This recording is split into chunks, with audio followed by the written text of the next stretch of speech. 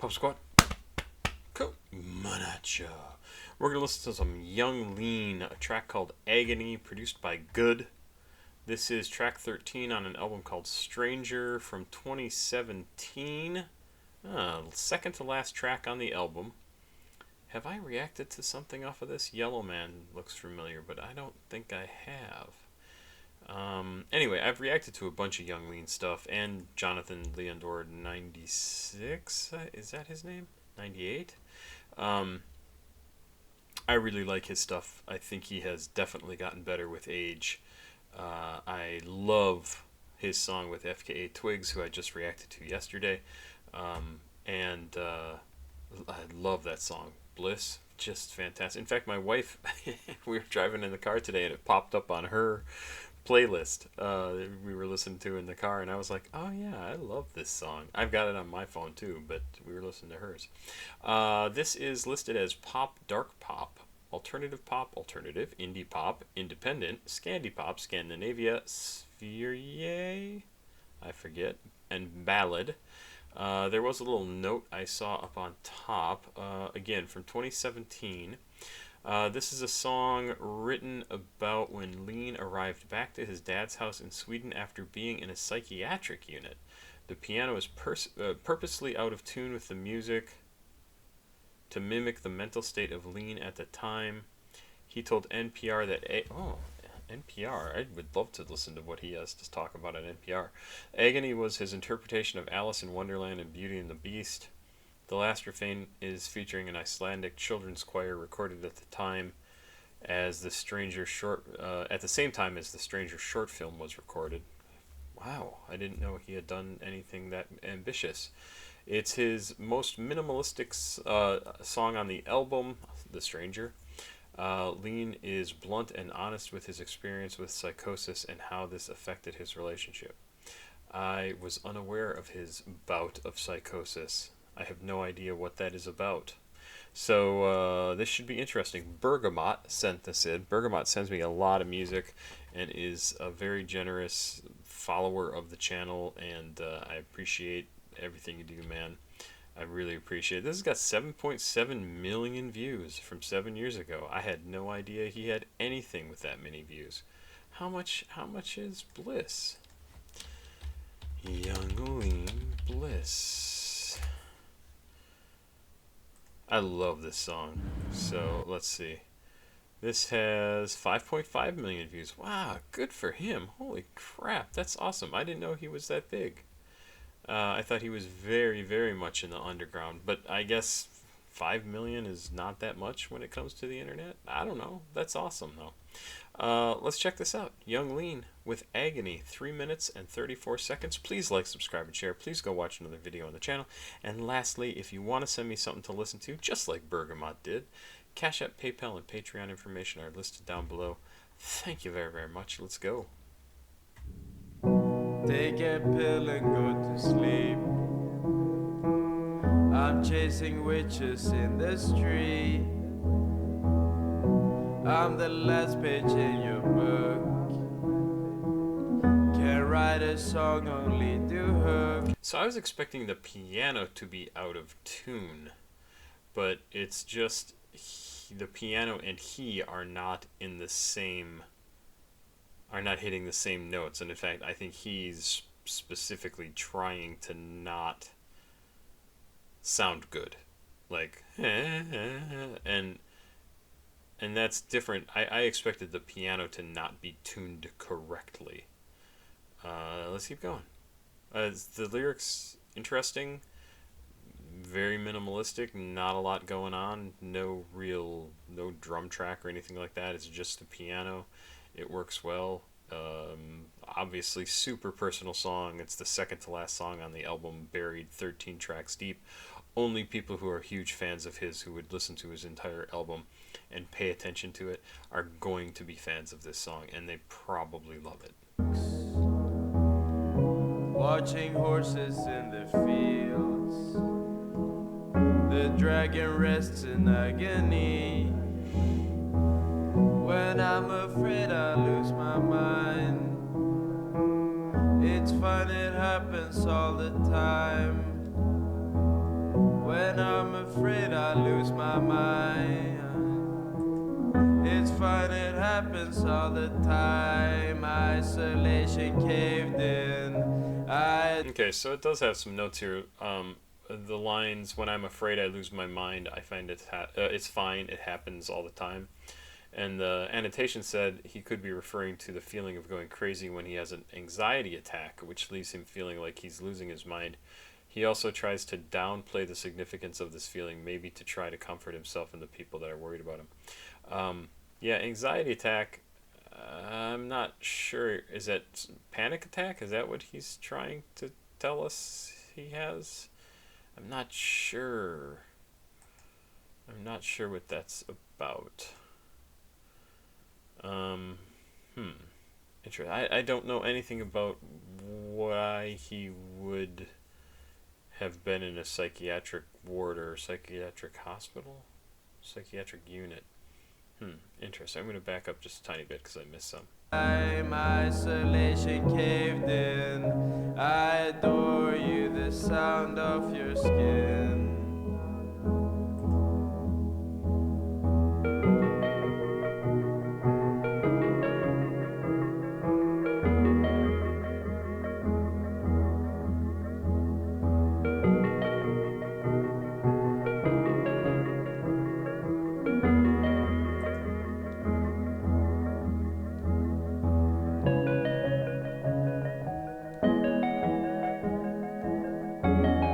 Actually, kind of a pleasant section of the song. So many lies that I've found. Blood, heaven, I stick to the ground. So many times I realized what I seek for is right in front of my eyes. I'm alone in a hole in the ground. A theater of dogs is still around. My furniture has come alive. I'm dancing with a candlestick tonight. Flying kites, raven outside my window, smiles with fright. So those lyrics there definitely remind me of something like Alice in Wonderland or Beauty and the Beast, right? Like, I'm alone in a hole in the ground. The rabbit hole, right? Could do that. A theater of dogs is still around. I don't know what that means, but that is just a great line. A theater of dogs. Leandor refers to himself and his friends as dogs. Their music and their artistry is their theater, and he implies that will not be going anywhere anytime soon. A similar line can be found in Get It Back, on which he says, all my dogs be barking.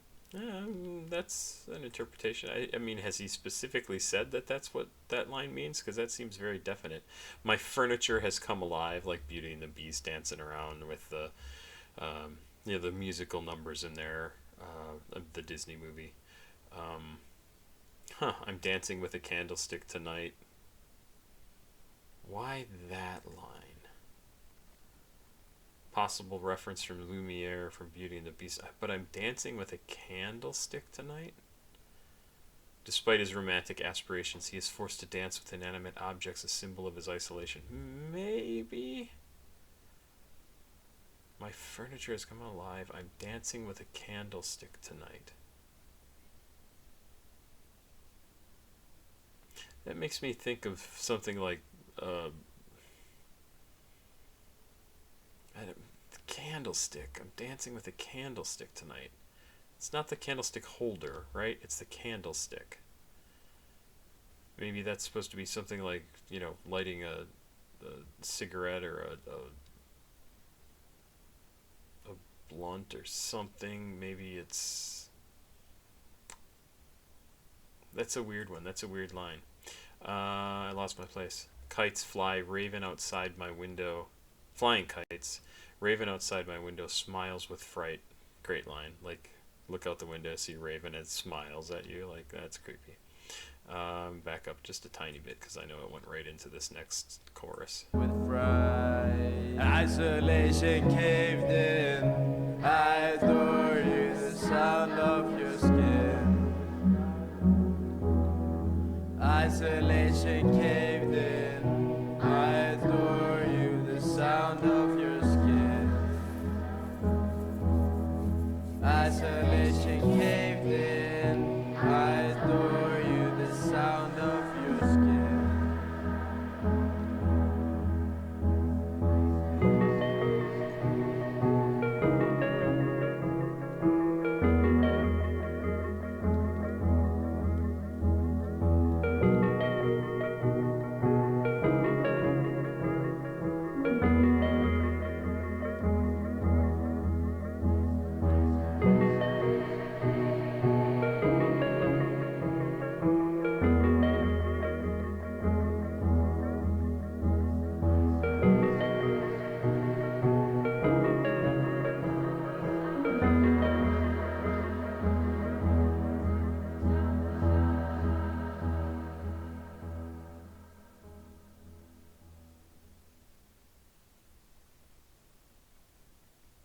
Hmm.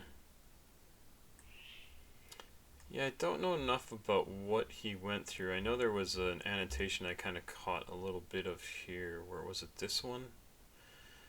Summarize. So this was isolation caved in. I adore you, the sound of your skin, and then that's what the chorus was at the end that he repeated a couple of times. So isolation caved in. I'm not sure if that's supposed to be one solid sentence or if it's supposed to be isolation period caved in, which would make more sense, right? Like isolation, I'm isolated, I'm feeling separated from everybody else. Caved in, like literally, like everything, you're just empty and you've been hurt and you're just all caved in, right? Your chest is caved in, you're empty, there's nothing inside. You feel hurt, you're injured, you're damaged, it's not good, right? I adore you, the sound of your skin. What sound does your skin make? That seems like a real synesthesia kind of line to me. I adore you. Like I just like to know that you're here with me. It's not that I can actually hear your skin. It's just that you're in the room with me, and that makes me feel good. That's what I think when I hear that, the sound of your skin. Because he's not talking about like hear you scratching your skin, right? Like that would be a weird thing. I think it's just I don't, and maybe he's ADHD. Maybe he has a real thing about the whole body doubling thing. Like I get more done when you're around. Just to have you here with me helps me, kind of idea. Let's see what the annotation says. These lines, isolation caved in, I adore you, the sound of your skin, summarizes Lean's mental health, feels isolation beyond hope while still experiencing psychotic episodes.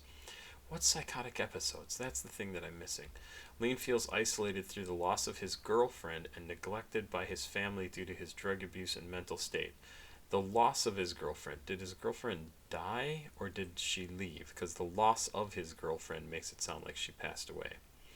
And neglected by his family due to his drug abuse and mental state deteriorating.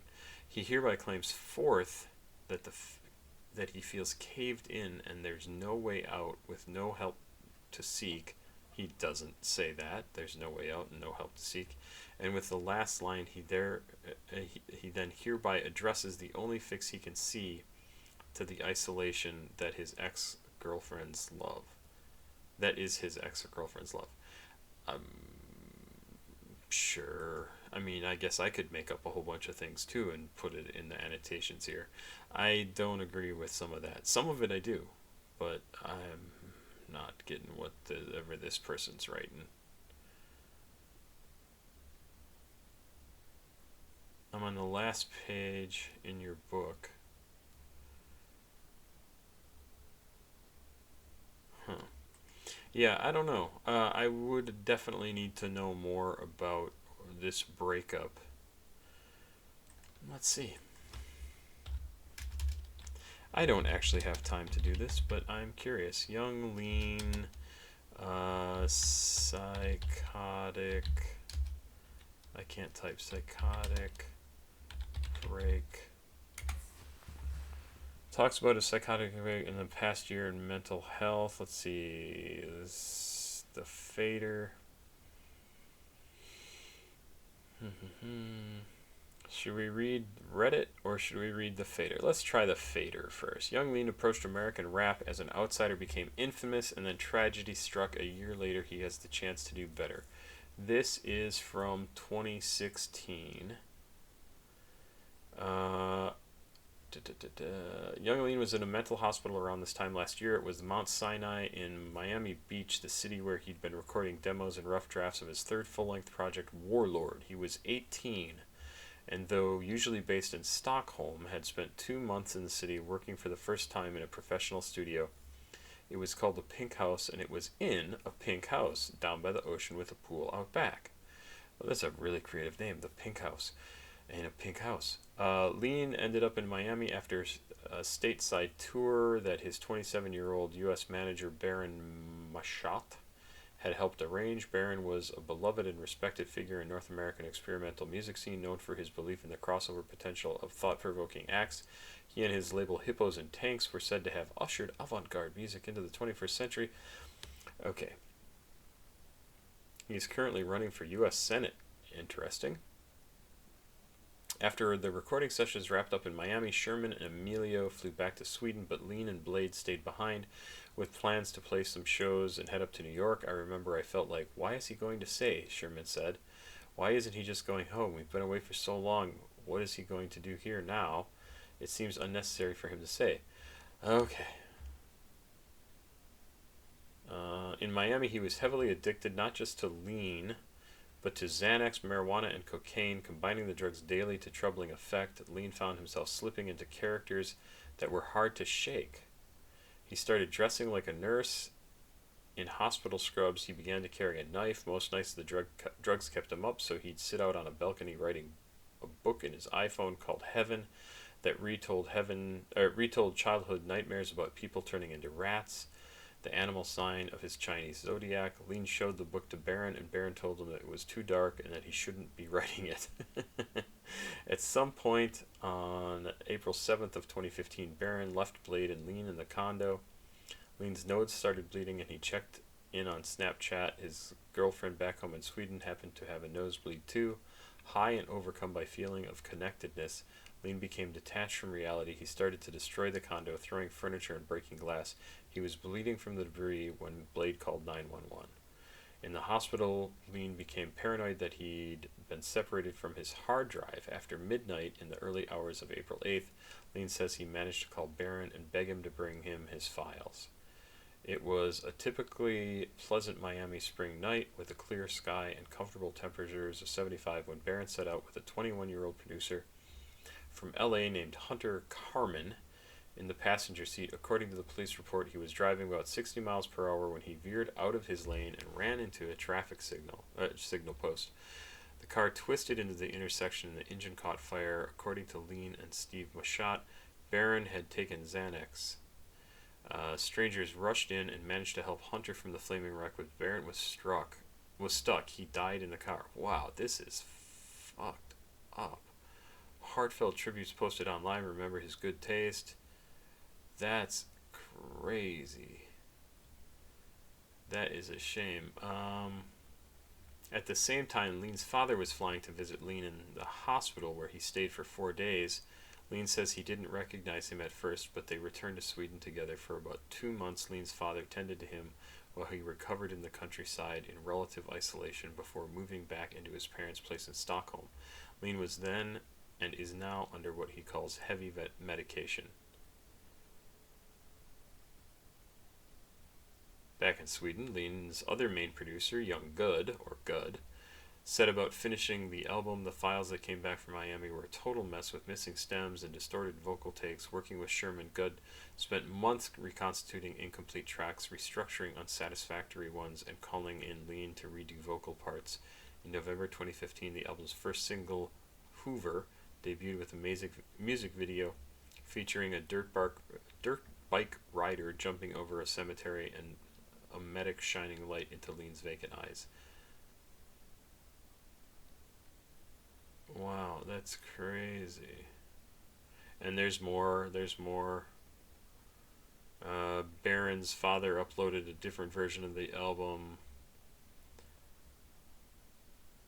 Wow. So there's a whole bunch here. Yeah, yeah, that's crazy. I wish they just kind of went through more about the psychotic break, but it's dealing with a whole bunch of different stuff. I might have to read this whole thing because it does give a nice peek into what went on, right? Um, it's not going to be 100% accurate. I totally understand that, and I'm sure there's a lot of he said she said when it comes to like the release of these different versions. But this is really interesting. I have never really heard about this. um, Drugs are a hell of a drug, and they can give you psychotic breaks. And I am very bummed to hear that he went through that. That is crazy. And one of the things that I don't get from this song is a sense of agony. And I think that's fine. That's not a criticism. I think he's telling us that this was agony for him, that this was terrible, that this was not a good time for him. He doesn't have a way to fully express how difficult it was, right? That's what I get. So he calls it agony. He uses the word agony. The dragon rests in agony.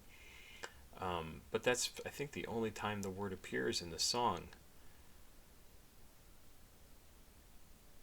And I think these weird sort of psychedelic kind of sections of the song, the watching horses in the fields, the dragon rests in agony, I'm afraid I lose my mind, dancing with the candlestick, his furniture is coming alive, that sort of stuff.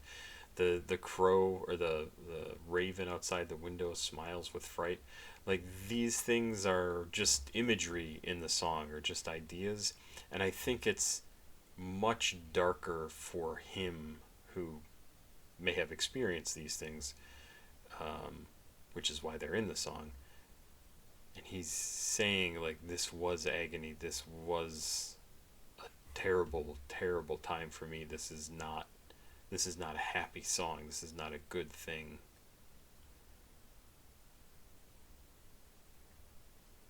But I don't know. The annotations in here mentioned a girlfriend, like a girl leaving him. And now I look at these lyrics and I wonder if this whole isolation caved in. I adore you, the sound of your skin. If the sound of your skin thing is maybe about the guy, was it Baron, who died in the car accident? Because that seems more likely, right? Was it? Yeah, Baron.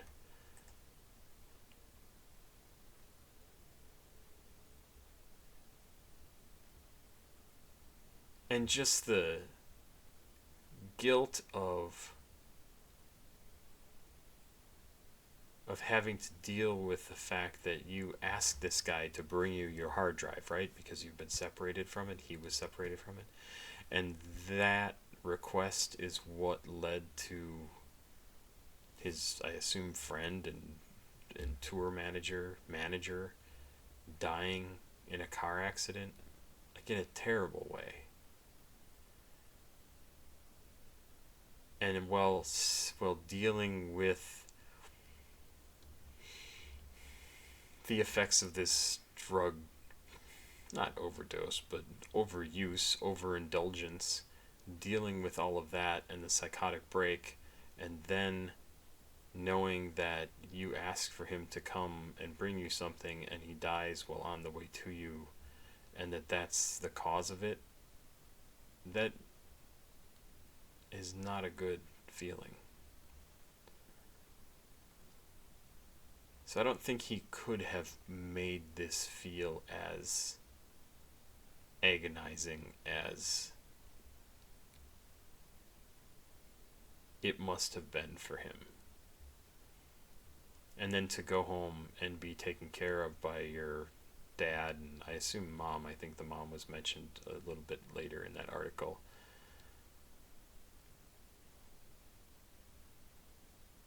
And to kind of put yourself back together, it's yeah, that's rough. I mean, and even looking at this picture here, the picture kind of has the same sort of weird, psychedelic, very dark kind of feel to it, right? These birds, they look like bats fluttering over him. His face completely concealed, almost like blackness leaking out of his eyes in an unnatural way. And then this weird demonic figure thing sideways on the cover. Like, really, really interesting. I am much more interested in this album, and I don't know if I've heard of this album before. Stranger? I thought I had heard Yellow Man, but maybe I haven't. Huh. Seems interesting. Seems interesting. Thank you to Bergamot for sending this in. I have not heard this before. Really stunningly impressive stuff. And it is much more interesting because of the story behind it and the lyrics here, what he's talking about, than if you just listen to this song with no context, right? You would listen to it and you'd be like, oh, that was a weird little song. So this is a perfect example of why art matters, but why the artist puts themselves into the song, right? Of why the person behind the music is the music. It is the reason why it exists. It can't exist without them having experiences and then having to deal with those experiences and putting those experiences into their music. And honestly, I feel kind of dirty for being as voyeuristic as I am, looking up like, what is this about? What's going on here? And I guess I have to kind of be okay with that because he put it into a song. He had to know people were going to want to find out more about it. We're going to look into it. Like, he knows what's up, and there is a very small chance that he could see this video, and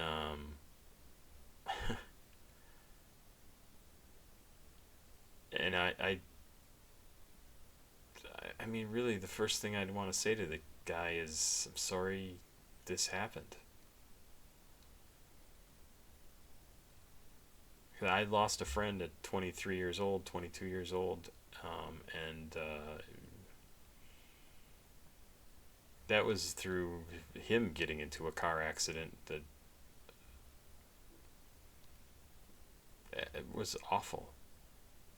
So it's not fun. It's not fun to go through this shit, and I said a line a while ago that I keep coming back to, and that is, you live in the aftermath of your life. Like, everything that you've done before, you live in the aftermath of all of that. You have to continue. If you don't die, right?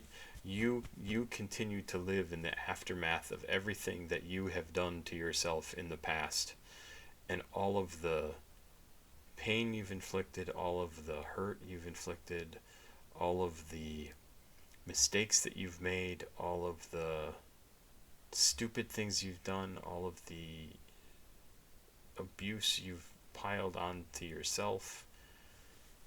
You have to live in that aftermath, and that's stuff like this doesn't make it easier. Just compounds and compounds over time, which is why you see people who are older who are so hollow, because they just don't want to deal with it anymore, or they turn to drugs and alcohol and to dull the pain and to get rid of all the thoughts and yada yada yada. But yeah, a lot of people go through stuff like this, and it's awful. And I am sorry young Lean had to go through this. I am glad, however, that he has the fortitude to continue to move forward and to continue to make music. And that he didn't just get bogged down in this swamp of negativity that you definitely could get stuck in there. It's rough. Great track, Bergamot. Great track. Really, very, very interesting. I had not heard this before. Makes me really want to go listen to this album because there's probably a lot of interesting stuff on here. Really good. He continues to kind of move up my list of artists that I enjoy a lot. And I know he does much more serious stuff under his Jonathan Leandor 98. Is that the other name? 96? I think it's 96. Jonathan. Wow, they don't have his other identity on here in his other names. Yeah, Jonathan Leandor 96. I'm sorry if I'm pronouncing that name incorrectly. Really, really enjoyed this. I mean, enjoyed. Really appreciated this. Thank you. Thank you, Bergamot. Papa Squat. Hit my microphone. Holy crap. Papa Squat, checking out. That's what I was going to say. CashApp, PayPal. No, that's not right. Please like, subscribe, and share. Please go watch another video on the channel. Remember, I got that live stream that I did the other day. You can go watch that. 2.5 hours. And CashApp, PayPal, Patreon information down in the description of the video. If you would like to send me something to listen to, those are the ways to do it. Have yourself a good day. Bye-bye.